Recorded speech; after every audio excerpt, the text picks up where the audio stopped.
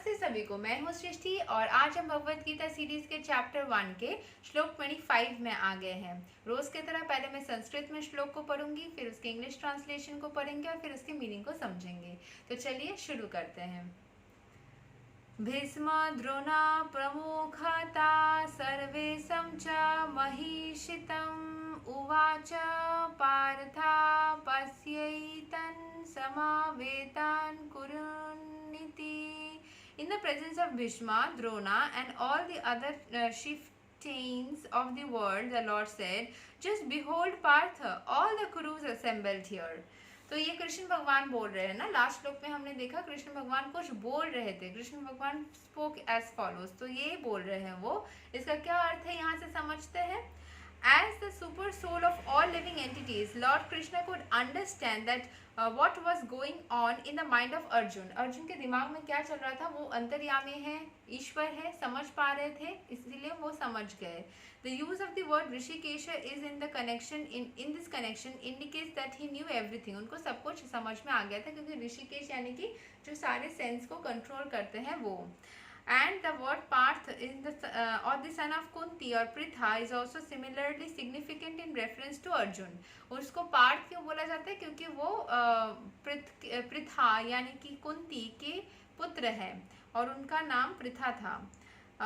As a friend, he wanted to inform Arjun that because Arjun was the son of Pritha, the sister of his own father Vasudeva, he had agreed to be charioteer of Arjuna. Arjun के वो charioteer यानी कि रथ चालक क्यों हुए, क्योंकि वो उनके फैमिली मेंबर थे।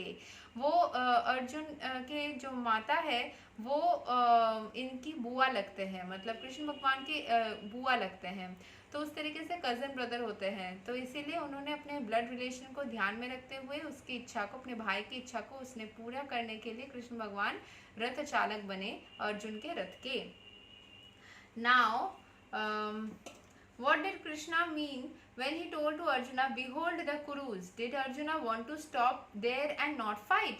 Krishna never expected such things from the son of his aunt Pritha. The mind of Arjuna was thus predicted by Lord in a friendly joking.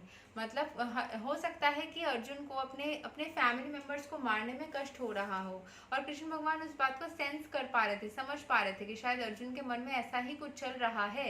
इसीलिए वो समझने के कारण से थोड़ा सा उनको हिंट दे दिया कि कहीं तुम बैक ऑफ तो नहीं करने वाले हो, कहीं तुम मतलब होल्ड तो नहीं करने वाले हो। देख लो ये सारे लोग यहाँ पे हैं, कोई होल्ड नहीं करेगा, तो तुम क्या चाहते हो। मतलब उनको समझना था, इसीलिए वो ऐसे पूछ रहे थे। यहाँ पे पूरे कुरु जो है पार्थ, सारे कुरु डायनेस्टी यहाँ पे बस असेंबल्ड है। तो थोड़ा सा इनसे थोड़ा समझ लो कि हाँ, यहाँ पे रुक के थोड़ा देख लो, समझ लो, कहीं तुम फाइटिंग करोगे तो या नहीं करोगे। ठीक है, तो यही हम श्लोक 25 से सीखते हैं। कल हम 26 श्लोक को करेंगे और उसको अच्छे से समझेंगे। तब तक के लिए हरे कृष्ण।